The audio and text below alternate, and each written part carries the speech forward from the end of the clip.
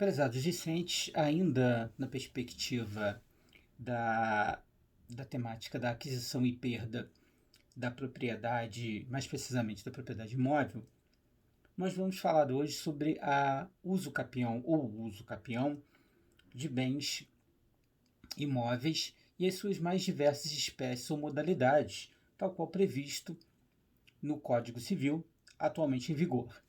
Bom, nós já falamos dessa polêmica, né? Tanto faz falar a uso capião como o uso capião. De fato, a maior parte da doutrina ainda usa o termo, o vocábulo, como sendo masculino. Mas já autores da Lavra de Orlando Gomes falavam, antes da entrada em vigor desse código, que, na verdade, se eu fosse buscar a origem latina da palavra, eu iria verificar que o uso capião é uma palavra feminina. Então, tanto faz hoje a gente se referir a uso capião ou o uso capião. Muito bem. O que é o uso capião? Na verdade, o uso capião é uma modalidade de prescrição. E aí nós vamos ver que, em razão da disposição topográfica dos temas, fruto da orientação do Código Civil alemão, o legislador brasileiro ele separou as duas modalidades de aquisição, de prescrição. A prescrição extintiva, também chamada de liberatória, está tratada na parte geral do Código. A prescrição aquisitiva ou uso capião está tratada lá no capítulo dos direitos reais. Muito bem. Por que são duas faces da mesma moeda? Porque, na verdade, ambos os institutos da prescrição extintiva ou da prescrição aquisitiva, eles trabalham com a mesma ideia. Né? O decurso do tempo é capaz, diante da inércia do titular de um direito, fazer com que determinadas relações jurídicas se extinguam e que outras relações jurídicas sejam criadas. Então, quando nós focamos sobre a perspectiva daquelas relações jurídicas que se extinguem e, portanto, liberam o devedor da sua obrigação, nós estamos falando da prescrição tal qual tratada na parte geral. Né? Ali nós nos referimos à prescrição extintiva ou liberatória. E quando nós estamos falando do decurso do tempo, fazendo com que nasçam, surjam outras relações jurídicas, e aí no caso a relação jurídica de propriedade, nós vamos estar tratando da prescrição aquisitiva ou da uso capião, lá na parte dos direitos reais. Por isso é que tanto faz falar em uso capiente ou prescribente. São termos que significam a mesma coisa, são termos sinônimos. Então, tanto faz falar em uso capiente ou prescribente, que eu estou me referindo ao mesmo fenômeno. Muito bem. Qual é o conceito que a gente pode encampar lá da melhor doutrina para o uso capião? Nós separamos dois conceitos aqui clássicos que pertencem, salvo melhor juízo, ao Caio Mário e ao Orlando Gomes. Um deles diz: uso capião é a aquisição da propriedade ou outro direito real pelo decurso do tempo e com a observância dos requisitos estabelecidos em lei. E esse é um conceito que, muito embora seja sucinto, seja objetivo, ele é bastante completo, porque ele enfoca, ele engloba todos os pressupostos, todos os requisitos necessários à ocorrência do uso capião. Então ele fala que é a aquisição da propriedade ou outro direito real pelo decurso do tempo e com observância, evidentemente, daqueles requisitos que estão estabelecidos, que estão previstos em lei. E temos o segundo conceito, que diz que o uso capião é a aquisição do domínio pela posse prolongada. Esse é um pouco mais sucinto ainda, é um pouco mais objetivo, sintético, que diz que o uso capião é a aquisição do domínio pela posse prolongada. É a aquisição da propriedade pela posse prolongada. Bom, desses dois conceitos, nós retiramos os elementos aí que são básicos na ocorrência de qualquer espécie ou de qualquer modalidade de uso capião. Quais são esses requisitos? Primeiro, a posse. Segundo, o tempo. Bom, por isso foi importante lá no período passado o nosso estudo do fenômeno possessório, para a gente conhecer a posse, saber como ela se configura e quais são os seus efeitos. E um deles é justamente a possibilidade que o possuidor se torne proprietário do bem por intermédio do Instituto do Uso Capião. Então, nós vamos ter a posse e o tempo como elementos básicos e essenciais na ocorrência de qualquer modalidade de uso capião.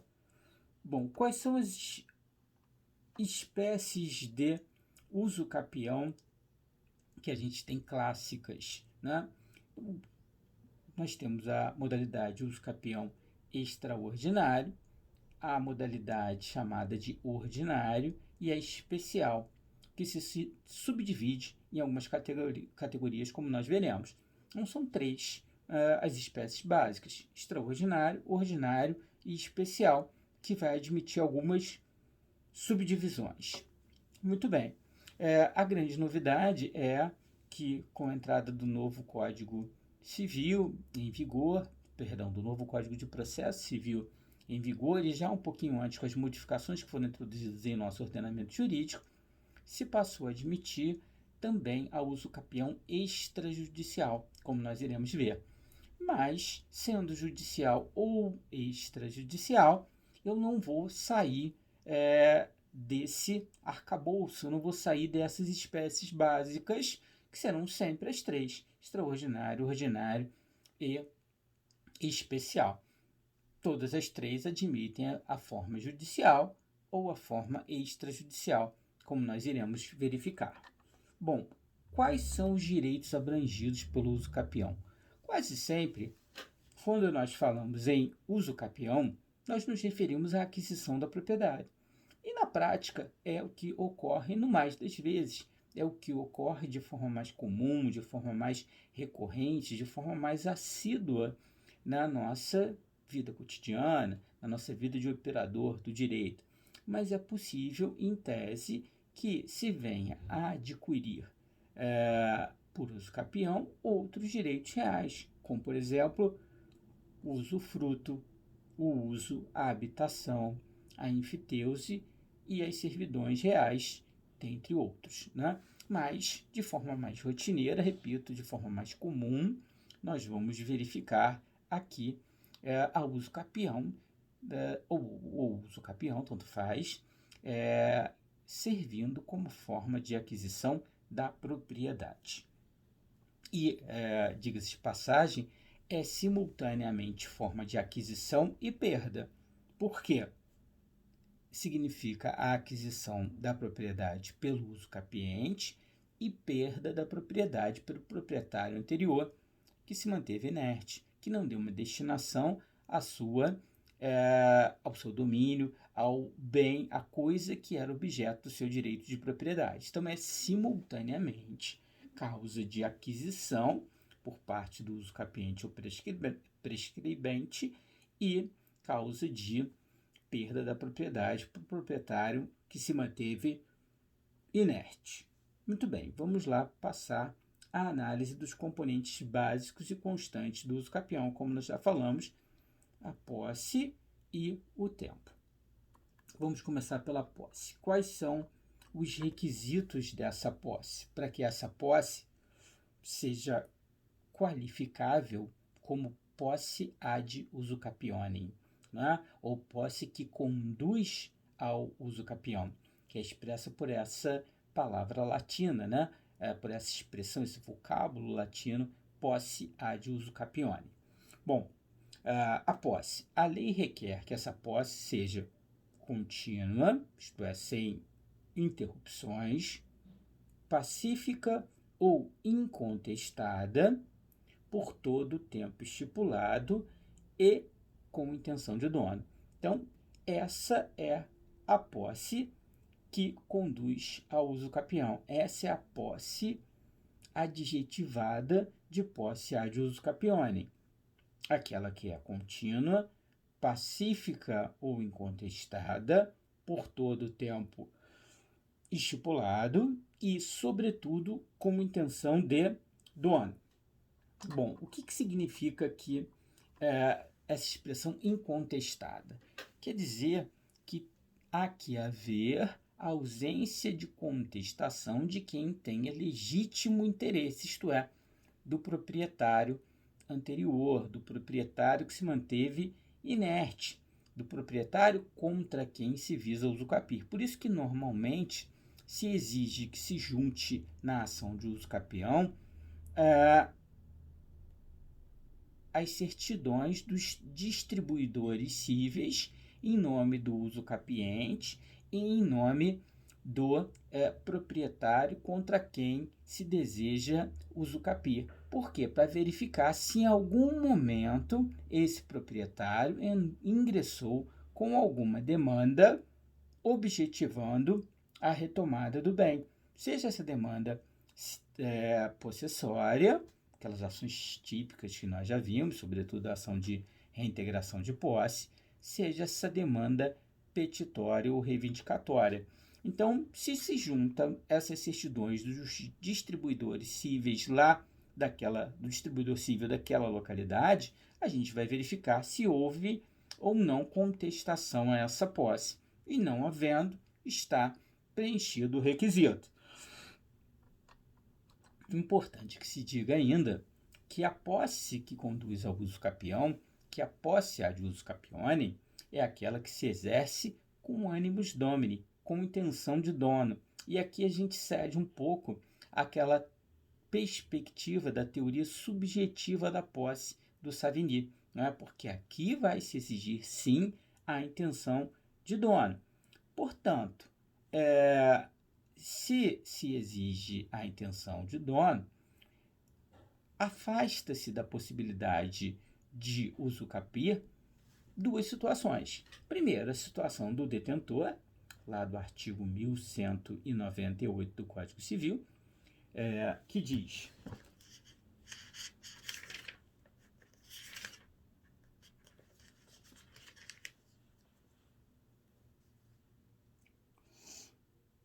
considera-se detentor aquele que, achando-se em relação de dependência para com o outro, conserva a posse em nome deste e em cumprimento de ordens ou instruções suas.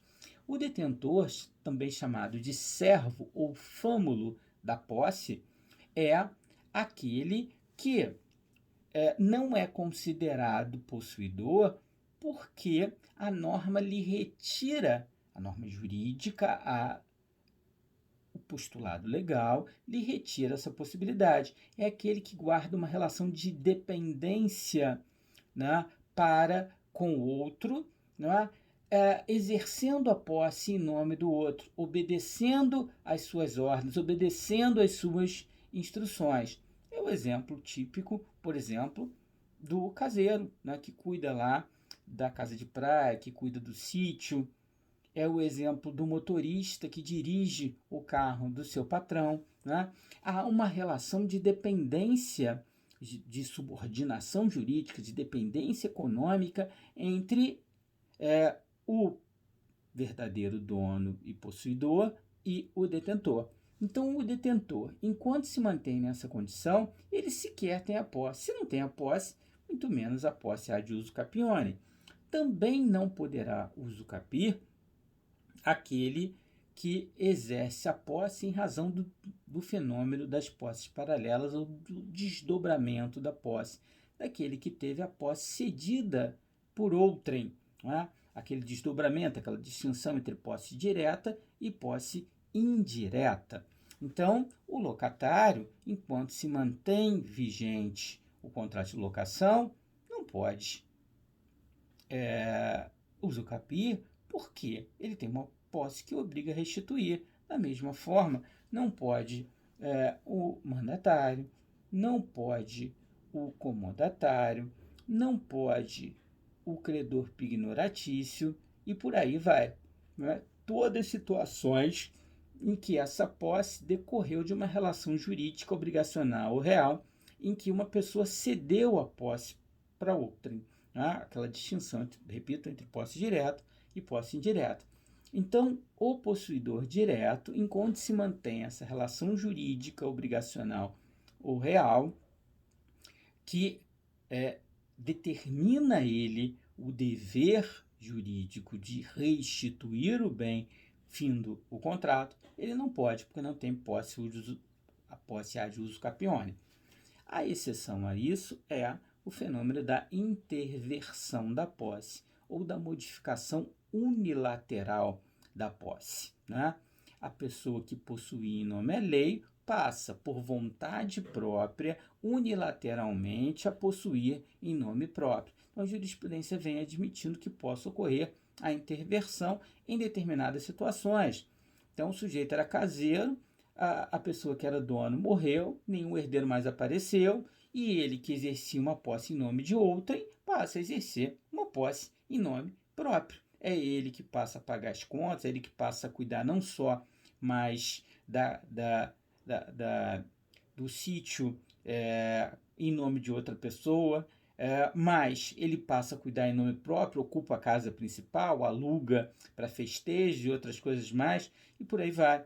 Ou do locatário na mesma situação, que simplesmente deixa de pagar o aluguel, o locador não toma qualquer medida jurídica para retomá-lo. Então, se admitiria aí a interversão da posse. Então, a partir do momento da interversão, e isso é matéria de prova, quem está alegando a ocorrência de interversão é que vai ter que produzir, o ônus dessa prova é dele, é que vai ter que produzir essa prova, mas produzindo a partir desse momento exato é que ele então vai passar a exercer uma posse com intenção de dono e se inicia a contagem do prazo do lapso temporal.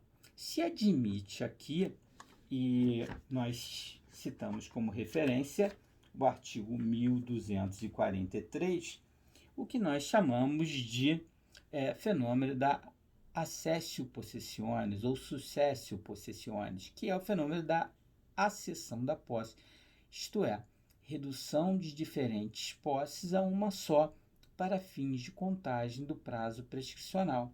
Então, redução dos prazos de diferentes posses a uma só para fins de contagem do prazo prescricional. Diz lá o 1243. O possuidor pode, para fim de contar o tempo exigido pelos artigos antecedentes, acrescentar à sua posse dos seus antecessores, contanto que todas sejam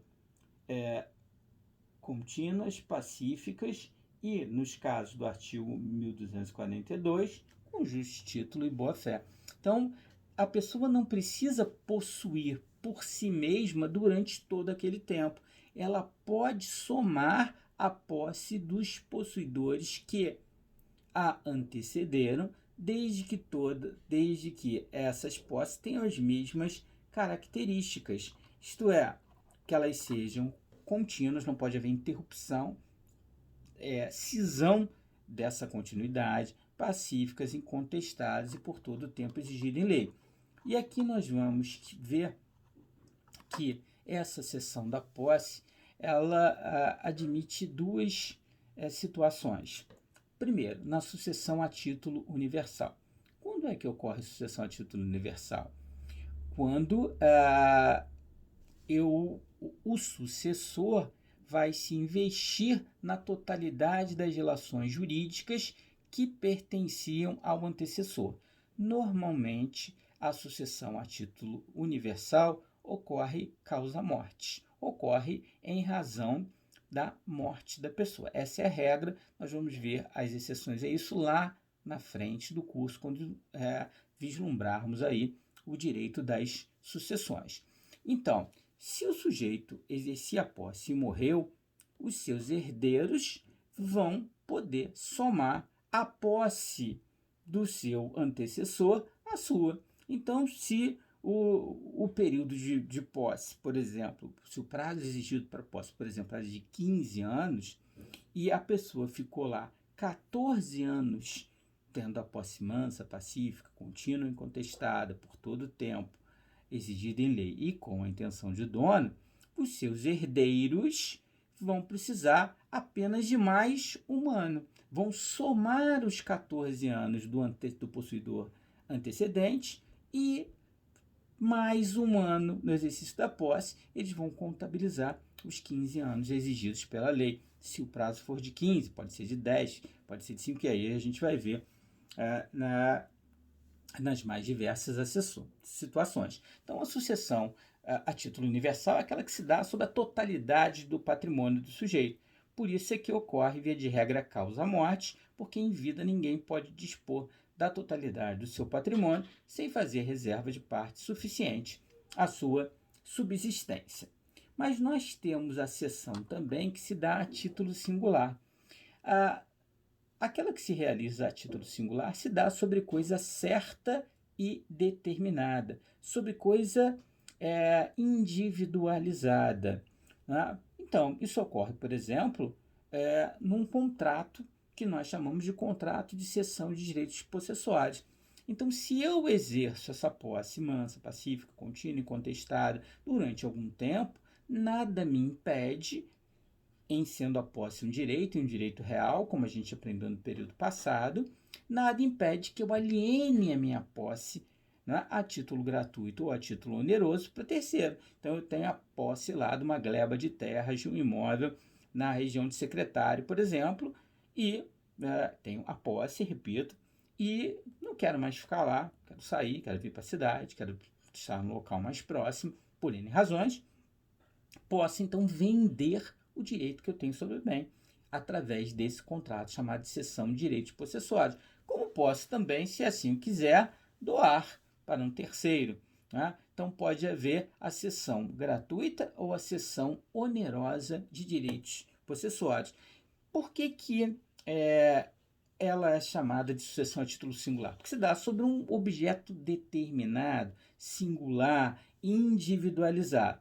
De qualquer forma, quem adquiriu essa posse vai poder somar o tempo do seu antecessor para fins de contagem do prazo prescricional, do prazo de uso capião, contanto, evidentemente, que ambas as posses sejam aptas a gerar o fenômeno do uso capião. Né?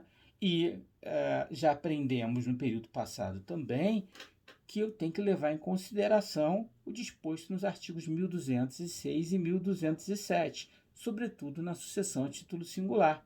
Né? Levar em consideração o disposto nos artigos 1206 e 1207.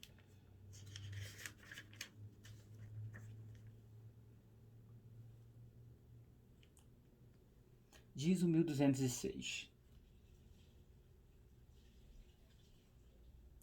A posse transmite-se aos herdeiros ou legatários do possuidor com os mesmos caracteres. E 1207. O sucessor universal continua de direito à posse do seu antecessor. E ao sucessor singular é facultado unir a sua posse do antecessor para os efeitos legais. Sobretudo o artigo 1206, que diz que a posse transmite-se aos herdeiros ou legatários do possuidor com os mesmos caracteres, e a parte final do 1207, que diz ao sucessor singular é facultado unir a sua posse do antecessor para os efeitos legais. Quer dizer o seguinte, num e no outro caso, nós vamos verificar que não pode haver a cessão da posse para fins de uso capião se a posse anterior era de má-fé. Se a pessoa tinha ciência do vício ou obstáculo que lhe impedia de adquirir a coisa, ou se ela se mantinha como posse injusta, porque por fruto basicamente da violência e da clandestinidade, dos vícios da violência e da clandestinidade. E aí, por quê? Nesse caso, eu não teria o requisito da posse ser mansa, pacífica, contínua e contestada por todo o tempo exigido em lei. Então, a pessoa não vai poder somar o prazo do seu antecessor, ela vai ter que contar a partir do momento que ela tomou posse, porque se o antecessor eventualmente tinha uma posse viciada, maculada pelos vícios objetivos ou subjetivos, essa pessoa que está adquirindo se desgarra desses vínculos, não vai somar a posse do anterior, mas vai adquirir uma posse limpa, uma posse sem vícios, sem imperfeições, mas não pode somar. Só pode haver soma se as posses são iguais, todas aptas a constituírem uso capião, ou seja, posse de boa fé, posse justa, aquela que não foi adquirida mediante violência, clandestinidade ou precariedade. Também não vai ocorrer a acessio temporis ou a acessio possessionis, o fenômeno da acessão, se o atual possuidor não é considerado sucessor do antigo. Por exemplo, o sujeito lá ficou desgostoso da vida, brigou com a mulher abandonou, foi embora, e ele exerce a posse lá num determinado terreno. Ele resolve simplesmente abandonar a coisa. Pega tem um casebre, uma casinha humilde, pega todos os bens que lhe restaram, coloca no caminho e vai embora para outro lugar. No dia seguinte, o vizinho, sabendo dessa situação, toma posse do bem. Né? Bom, ele vai poder somar a posse dele com a posse do seu antecessor? Não. Não, porque não houve exceção, houve abandono da posse pelo anterior. E se houve abandono da posse, nós estamos diante de uma modalidade de interrupção natural da posse. Então, a posse desse vizinho é uma posse lícita, é uma posse justa, é uma posse de boa fé, mas ele não pode somá-la. Ele vai ter que contar para efeitos do prazo de uso capião a partir do primeiro dia que ele tomou posse, jamais vai poder fazer menção ao período de posse anterior. E ainda nós colocamos aqui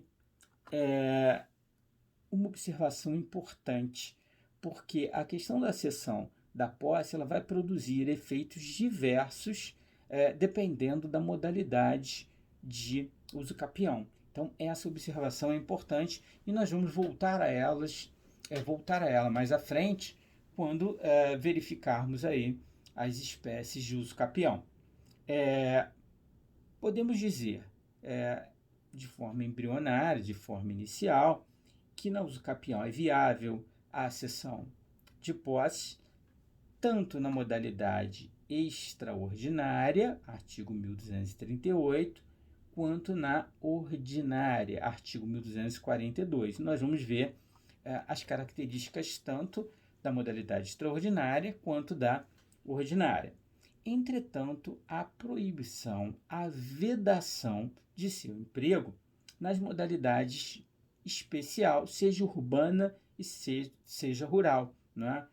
Que estão previstos, respectivamente, nos artigos 183 e 191 da Constituição Federal, bem como nos artigos 1239 e 1240 do Código Civil.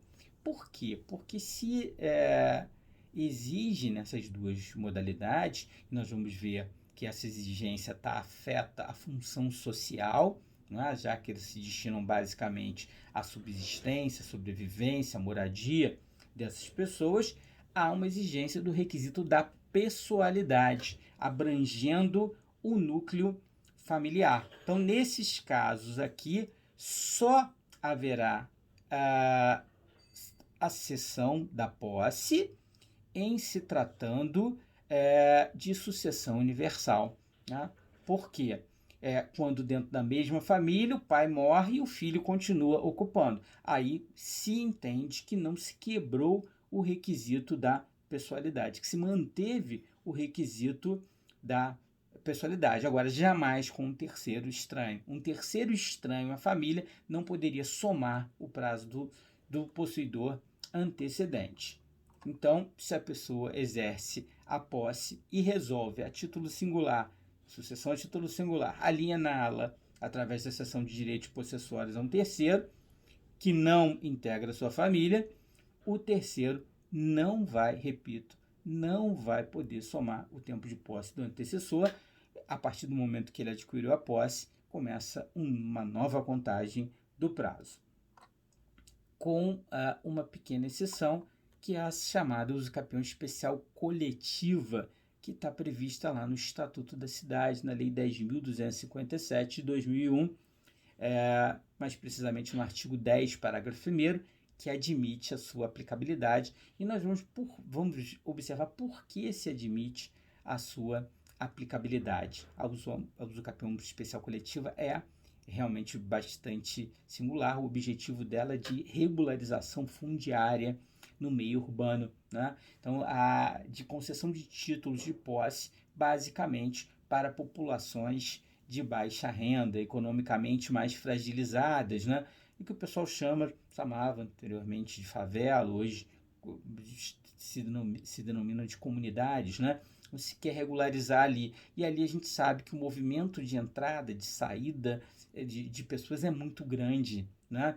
Não poderia se exigir essa pessoalidade sob pena de inviabilizar o Instituto. Então, o que eu quero é regularizar aquela área. Então, se permite que, diante dessa mobilidade urbana muito grande nessas áreas, que se some o tempo de posse. Bom, vamos para o segundo.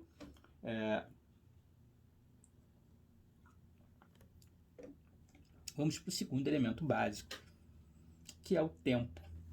E aí, a primeira ideia que a gente tem aqui consignada é que a posse há de durar para que se converta em propriedade.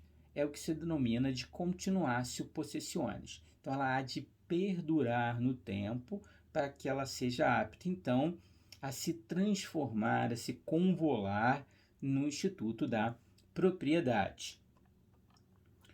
Qualquer que seja a modalidade de usucapião, extraordinário, ordinário ou especial, é indispensável que essa posse se estenda ininterruptamente, sem rupturas, sem interrupções, por todo o tempo exigido em lei. Nós vamos ver que os prazos, os tempos são diferentes, e que esse prazo se conte por dias e não por horas, né? Então, se a pessoa tomou posse no último minuto do dia de hoje, conta-se o dia integralmente de hoje. E o usucapião se aperfeiçoa no primeiro minuto do dia cujo prazo esteja previsto na lei. 5, 10, 15 anos, não importa, né? No primeiro minuto daquele dia se consuma o prazo prescricional. E aqui nós vamos chamar a atenção para o fato de que, em sendo o usucapião uma modalidade de prescrição aquisitiva, do enfoque da aquisição de direitos e não da extinção de relações jurídicas com a consequente liberação do devedor, mas de prescrição, o instituto é um só, né? Eu apenas olho ele sobre enfoques diversificados, vão se aplicar todas as causas suspensivas e interruptivas da prescrição, né, previstas lá nos artigos 197 a 204 do Código Civil da parte geral e referenciadas no artigo 1244. Diz o 1244: estende-se ao possuidor o disposto quanto ao devedor acerca das causas que obstam, suspendem ou interrompem a prescrição, as quais também se aplicam ao usucapião. Então, todas aquelas causas que a gente observou lá no início do curso de Direito Civil, na parte geral, causas que suspendem a prescrição, que obstam a prescrição ou que interrompem, causas suspensivas, obstativas ou interruptivas da prescrição, elas aqui se aplicam, além, evidentemente, da interrupção natural, como nós já citamos, que conduz à perda da posse, como, por exemplo, pelo abandono. Mas a causa mais comum de interrupção aqui, interrupção civil, ela se encontra lá prevista no artigo 206 do Código Civil,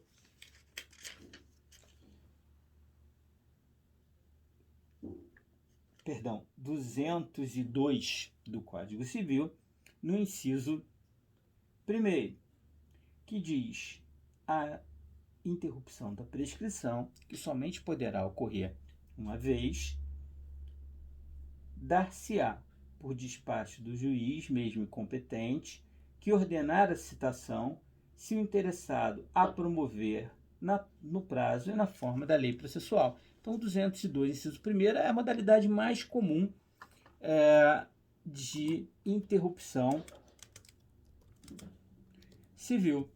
E ela vai acontecer naquelas situações em que o proprietário maneja uma determinada medida jurídica com vistas à recuperação do bem. Então, ele entrou com a ação de reintegração de posse, entrou com a ação reivindicatória. A partir do momento, então, lá que o juiz despacha, determina o cítice, a prescrição estaria interrompida. O prazo de prescrição para e volta a contar do zero. Por isso que a interrupção da prescrição só pode ocorrer uma vez, porque é uma medida drástica. Ela zera, ela reduz a pó todo aquele prazo. Agora, devo chamar a atenção, a bem da verdade, a interpretação que a jurisprudência vem dando a essa situação.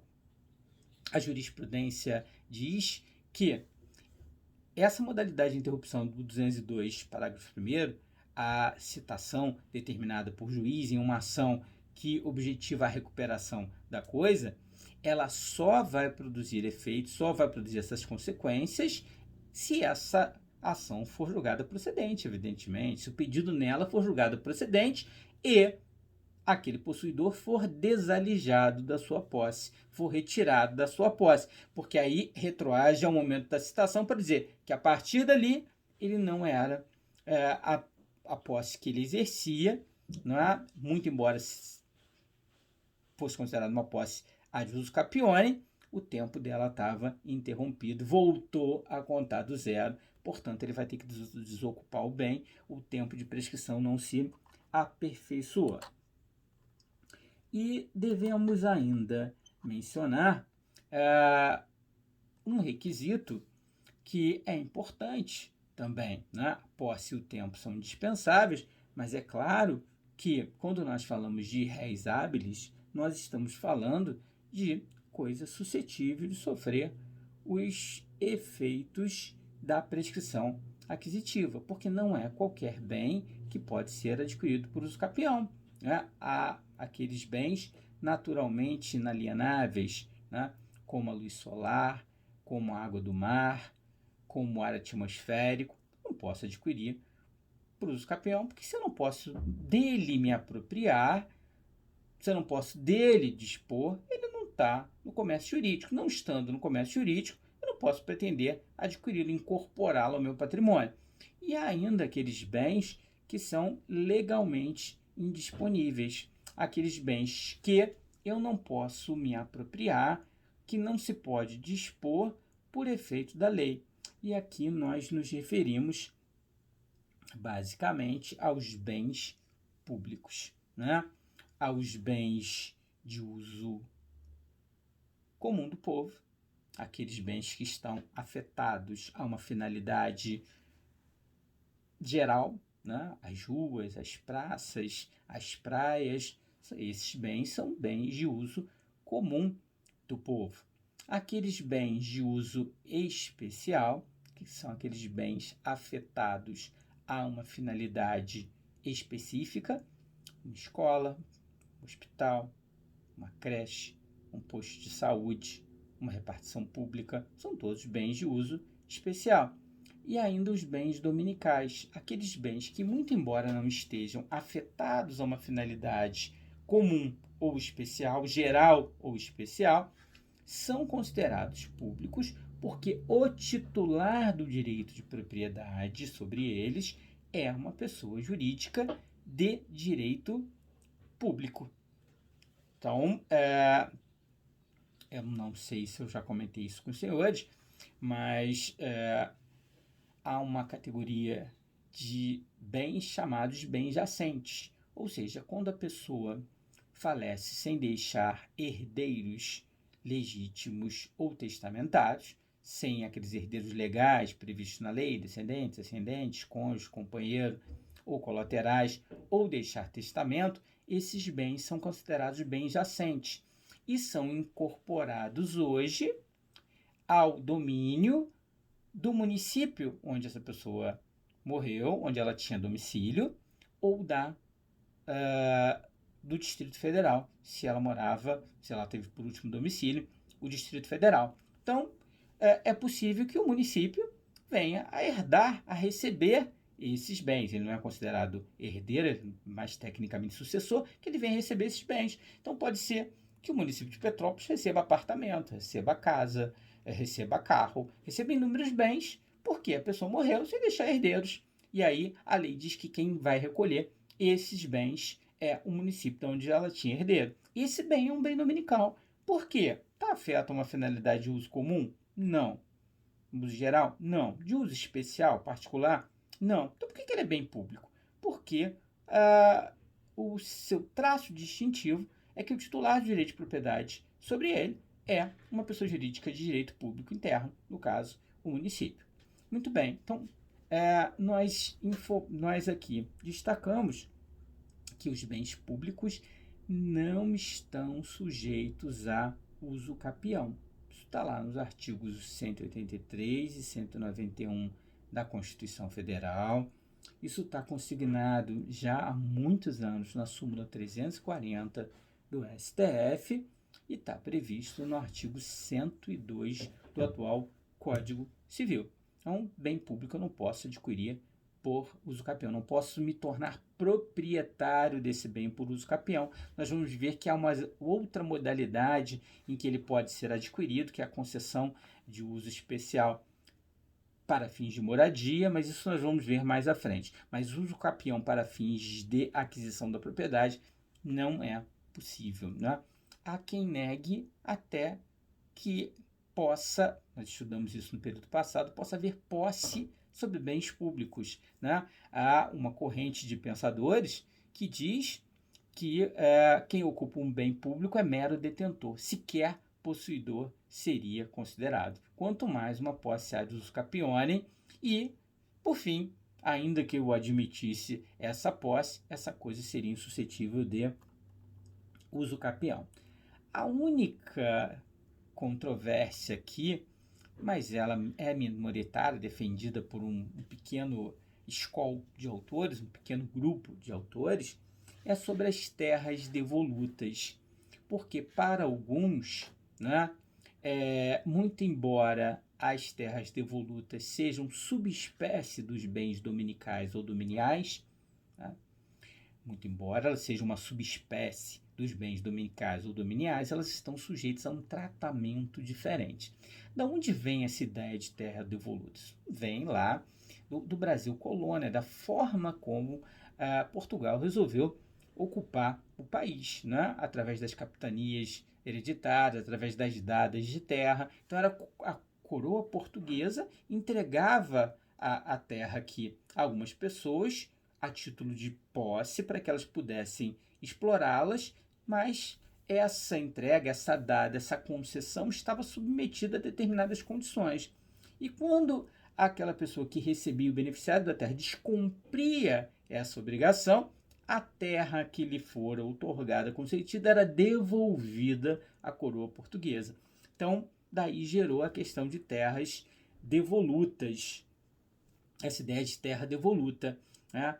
Que, em última instância, é uma terra que não pertence ao particular, não está registrada ainda em nome do poder público, não teria dono. E se não tem dono, seria pertencente ao ente público. Tá? Qual é a controvérsia que a gente aponta aqui? A controvérsia, ela decorre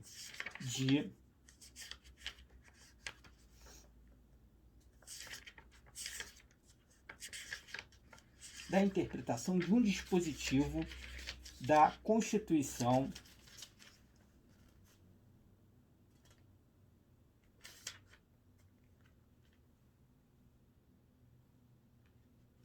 Federal. Que dispositivo é este? Mais precisamente o artigo 188, que diz o seguinte: a destinação de terras públicas e devolutas será compatibilizada com a política com a política agrícola e com o Plano Nacional de Reforma Agrária. Diz lá, a destinação de terras públicas e devolutas. Então, alguns entendem aqui que a Constituição fez uma diferença entre terra pública e terra devoluta. Terra pública é aquela terra que está devidamente registrada em nome de uma pessoa jurídica de direito público interno. Então, portanto, ela seria bem dominical ou dominial propriamente dita e não seria suscetível de uso capião. Já a terra devoluta é aquela que não pertence ao particular e não está registrada em nome de nenhum ente federativo e, portanto, ela seria suscetível a uso capião. Para não ser, o poder público teria que ingressar com uma ação chamada de ação de discriminação de terras devolutas, prevista na Lei 6383/76, e após o pronunciamento judicial, após a sentença transitada e julgado, ele então levaria a registro aquela sentença, e aí sim aquela terra devoluta ingressaria no seu patrimônio, passando a ser considerada bem dominial ou dominical propriamente dita. Então, para essa pequena parcela de doutrinadores, as terras devolutas, enquanto não sujeitas à ação de discriminação previstas na Lei 6383, se submeteriam a uso capião. Mas, via de regra, bem dominial e terra devoluta também não, até porque a subespécie de bem dominial não podem ser usucapidos. Duas outras questões também que demandam uma leitura mais acurada da nossa parte dizem respeito a aqueles bens que se tornam indisponíveis por efeito da vontade.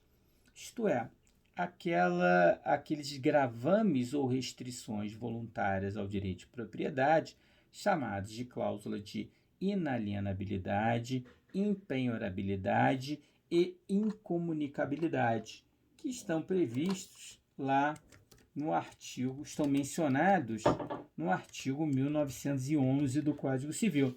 As cláusulas de inalienabilidade, impenhorabilidade e incomunicabilidade que resultam de negócios jurídicos graciosos, de negócios jurídicos não onerosos.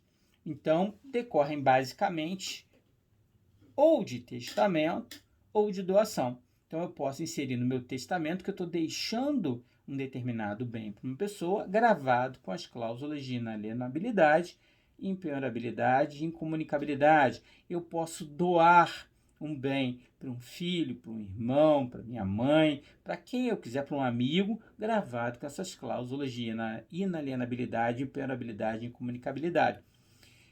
É uma restrição, portanto, o gravame voluntário, porque decorre da vontade e fica gravado lá na matrícula. Isso implica em quê? Se é inalienável, aquela pessoa que está recebendo aquele bem não vai poder dispor dele. Quase sempre esse gravame é vitalício por toda a sua vida. Ou não pode vender, não pode trocar, não pode doar para quem quer que seja.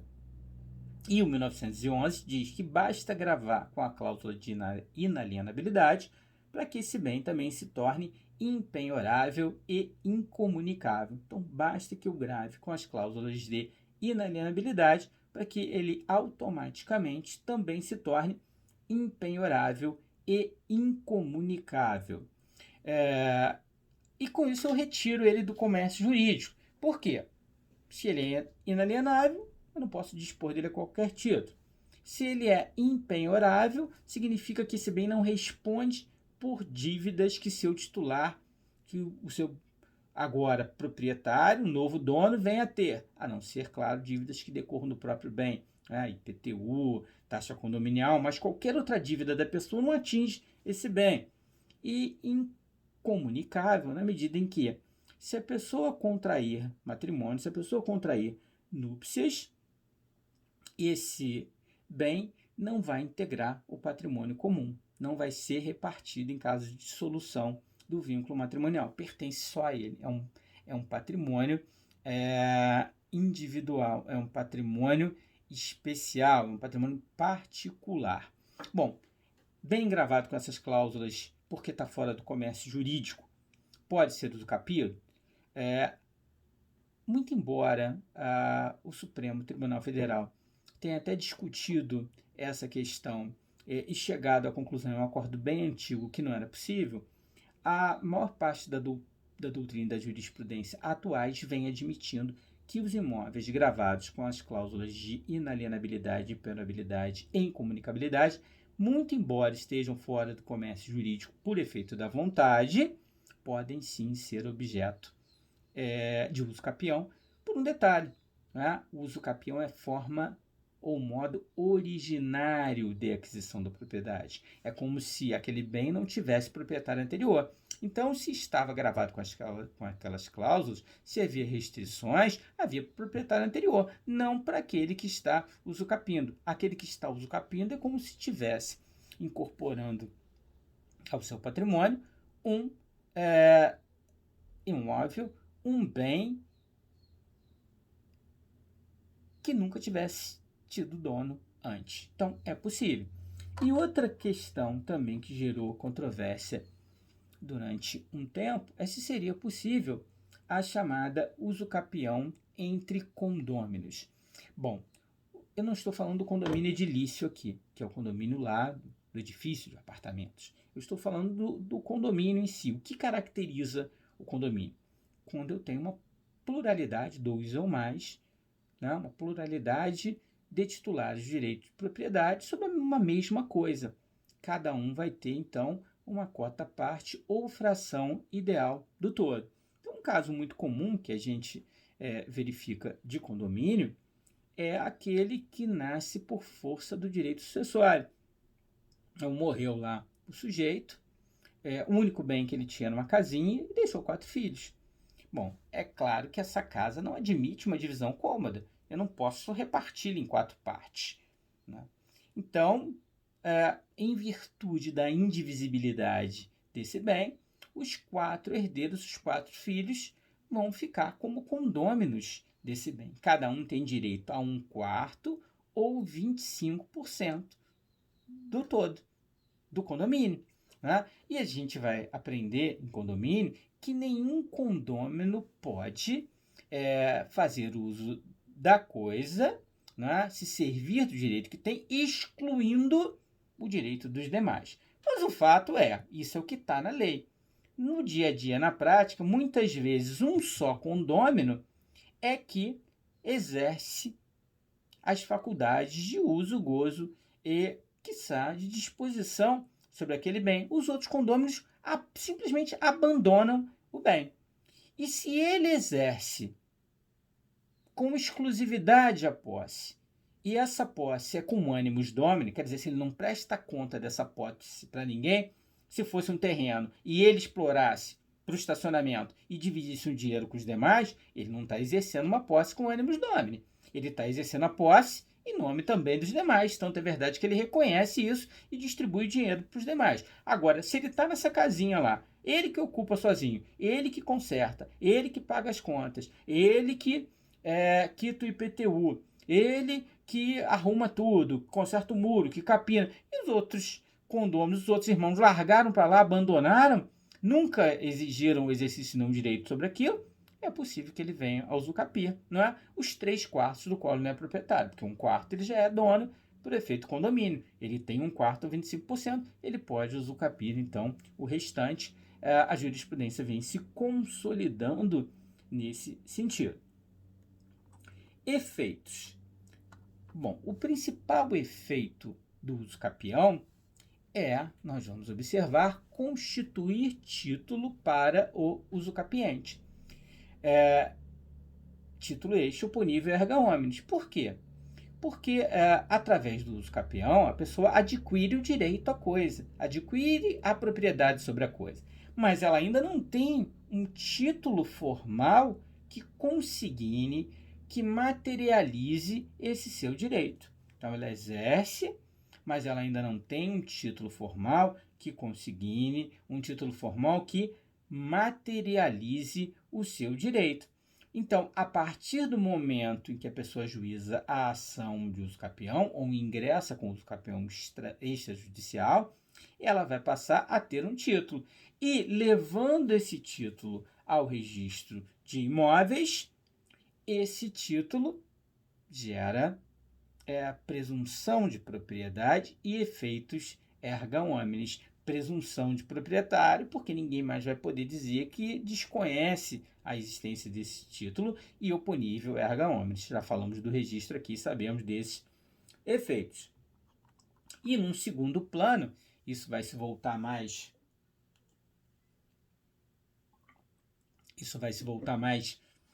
para a questão do uso capião ordinário, como a gente vai ver, acaba por consolidar o domínio em favor de quem o adquiriu por título cuja eficácia é discutida. Então, no segundo caso, a pessoa já tem um título, mas esse título ou não é passível de registro, ou a eficácia desse título, por conter um vício, por conter uma imperfeição, ela é discutida, ela é debatida.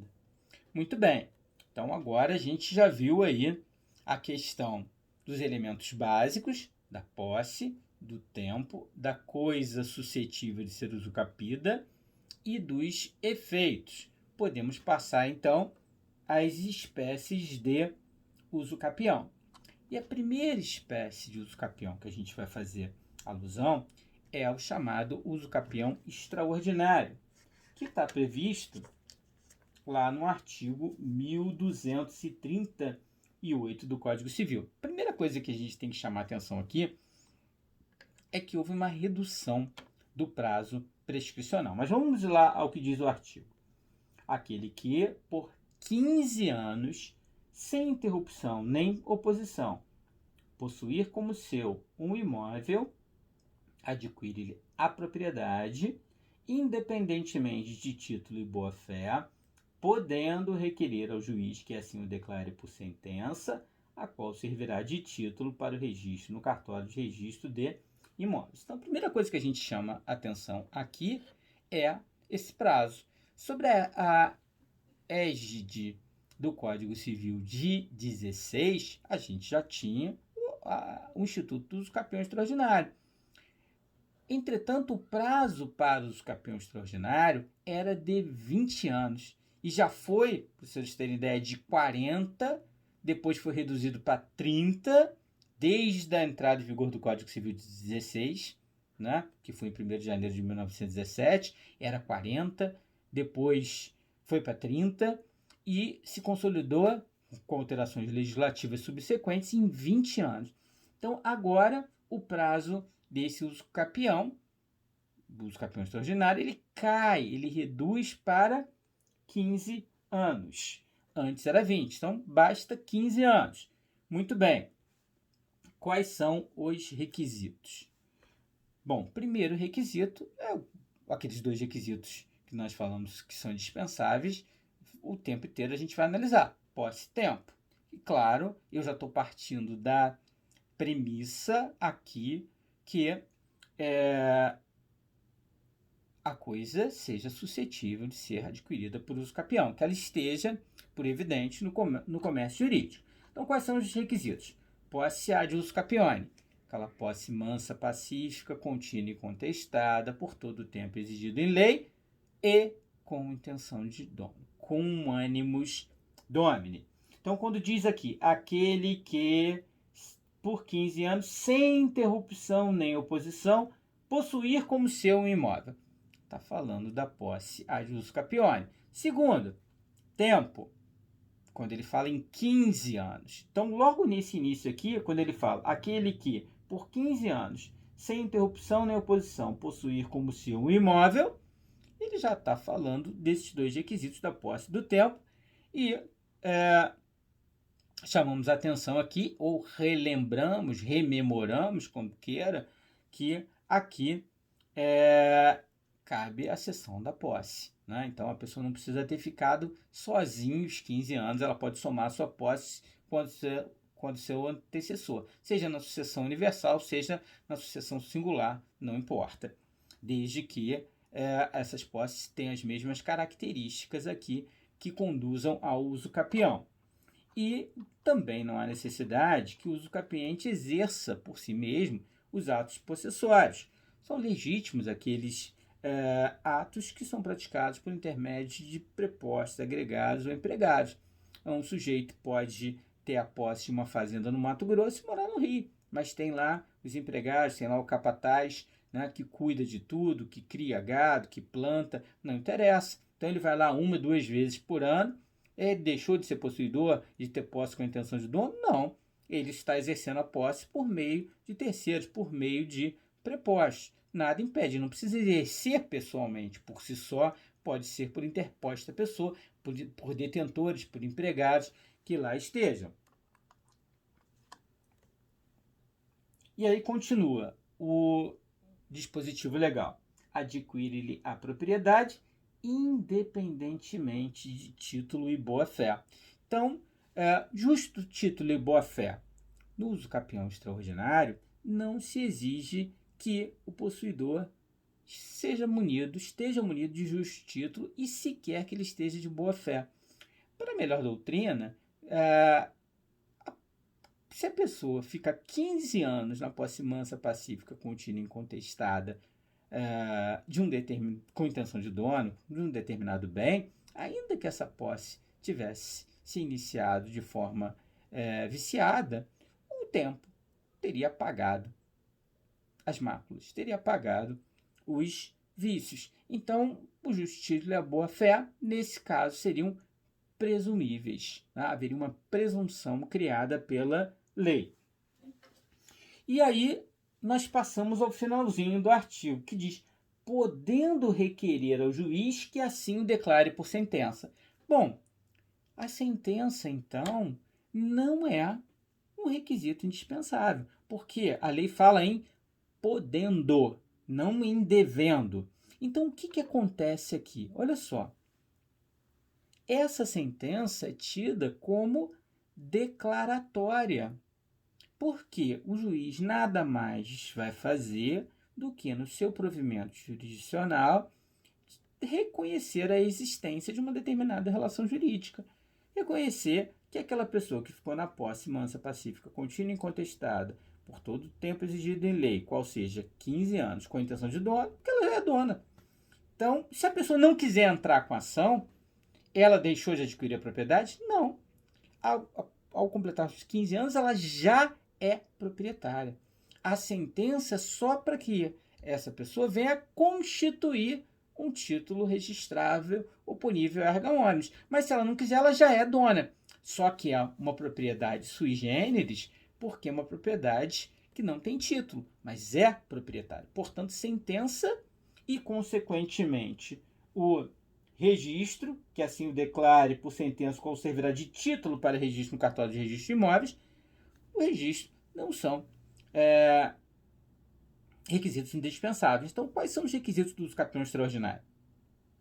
Posse ad uso capione e o tempo de 15 anos. Né?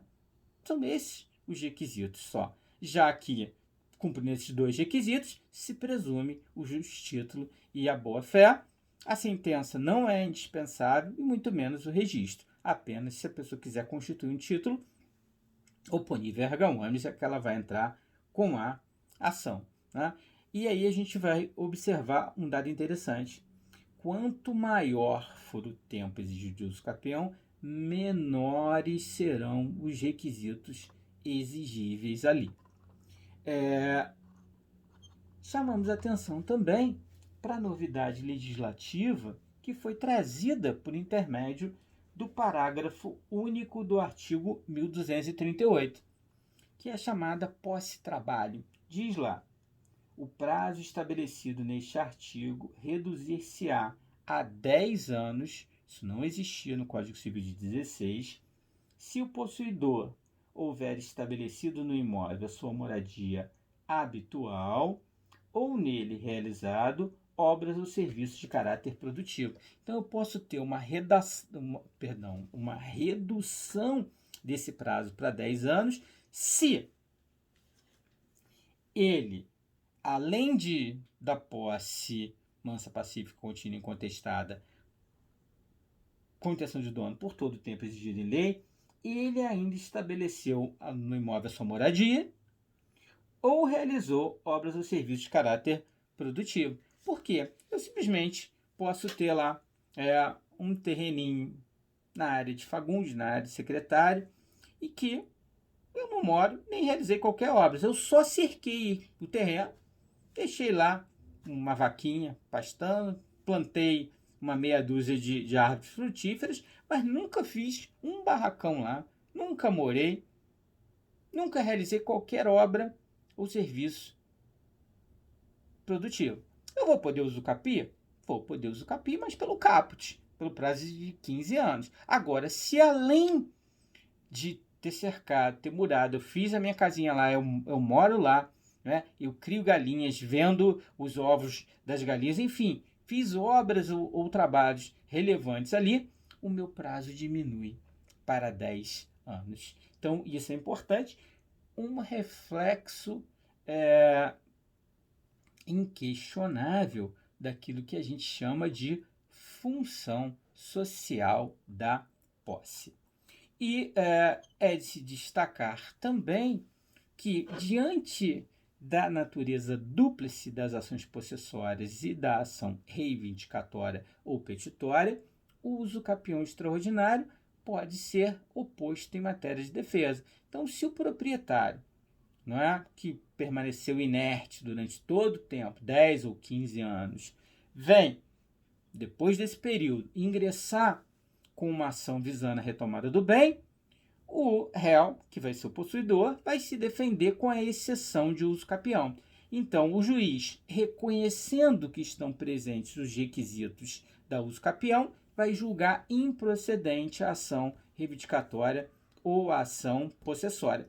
Entretanto, essa sentença do juiz no uso capião extraordinário, no qual ele reconhece incidentalmente a ocorrência do uso capião para fins de julgar improcedente a ação reivindicatória ou possessória, ela não vai poder ser levada a registro, né? Porque não atende aos demais requisitos que a gente vai ver do uso capião. Ela vai impedir que o proprietário inerte retome o bem, mas se aquele possuidor, que agora é o novo proprietário porque satisfez os requisitos legais, quiser levar isso a registro, ele vai ter que entrar com uma outra ação, obedecendo a todos os critérios, todos os pressupostos na lei, previstos na lei. Então, no uso capião extraordinário, muito embora ele possa se defender com o uso capião, o juiz reconhecer que ocorreu o uso capião, ele não pode registrar essa sentença como título, porque os terceiros ali que eventualmente tenham interesse, sobretudo os proprietários confinantes ou confrontantes, as fazendas estadual, municipal e federal, não participaram daquela demanda. E tenho uma situação interessante que já foi cobrada em determinados concursos e que a doutrina não fala muito, que é a chamada, e por isso que a gente destacou aqui, a chamada ação publiciana, que é uma reminiscência lá do direito romano, né? Não está prevista como ação típica ou ação nominada no nosso ordenamento, né? Quando é que cabe a ação publiciana? Nós fizemos aí um esquema demonstrando essa situação. Ela vai ocorrer quando o usucapiente, depois de consumada a prescrição, abandona o bem ou sofre um esbulho, vindo a perder a posse, e o proprietário ou esbulhador a transfere a terceiro. Nesse caso, o meio próprio de retomar a coisa seria a ação publiciana, que é uma modalidade reivindicatória sem título. Vamos explicar isso aqui. Olha lá, fizemos aqui graficamente. A exerceu a posse ad uso capionem, mansa, pacífica, contínua e incontestada por todo o tempo exigida em lei, por 20 anos. Bom, então a gente vê que no uso capião extraordinário, o máximo de tempo é 15 anos. Então ele já é proprietário, um proprietário sem título, porque não ingressou com a ação, não tem uma sentença, não levou a registro. Mas deu uma louca nele, ele resolve abandonar o bem. Aquela história lá, se desiludiu com a mulher foi embora, ele pirou o cabeção e resolveu ir embora. E o proprietário anterior, né, já que ele é o novo proprietário, o proprietário em nome de quem a coisa está registrada, vendo aquela situação, sabia que já estava perdido, já era, já tinha consultado o advogado falou para ele que nem adiantava tentar reivindicar a coisa, já tinha perdido durante o tempo de abandono. O proprietário era para aquilo ver uma luz. Ele foi embora, ele largou, eu vou lá e tomo posse. Tomou posse de novo e formalmente ele é o proprietário, porque a coisa está registrada no nome dele. O que ele faz rapidamente? Antes que o outro se arrependa, eu vou alienar para o terceiro adquirente. Uma terceira pessoa. Como é que essa pessoa que abandonou o bem, que adquiriu por uso capião, como é que ela vai poder retomar o bem do terceiro? Como é que ela vai fazer isso? Bom, não tem ação possessória, porque a partir do momento que ela abandonou, ela perdeu a posse. Então, não tem ação possessória em face de C. Por quê? Abandonou o bem, quem abandona o bem perde a posse. A não pode mover ação reivindicatória em face de C, porque a ação reivindicatória é ação com base no artigo 1228, parte final, aquela na qual o proprietário objetiva retomar o bem de quem quer que injustamente o possua ou detém. Para tanto, na ação reivindicatória, tem que juntar o título de propriedade. Ele não tem o título de propriedade. Não tem ação possessória, não tem ação reivindicatória. Então, o que sobra para ele? Sobra para ele invocar essa ação publiciana, que é uma reivindicatória sem título. Então, ele vai ajuizar a ação visando a retomada do bem de C. Então, depois a cabeça dele voltou ao normal. Ele falou, eu quero retomar esse bem, isso já é meu. Então, ele vai entrar com essa ação publiciana em face de C, que é o novo proprietário, que é o adquirente, e vai pedir para o juiz que declare incidentalmente nessa ação que ele satisfez os requisitos legais para a aquisição do bem, que ele é o proprietário e, portanto, deseja retomar o bem, já que a alienação de B para C não teve nenhuma eficácia, na medida em que B, quando alienou, já não era mais dono. Então, esse é o remédio jurídico que aqui a gente vai encontrar para essa situação. Bem interessante isso.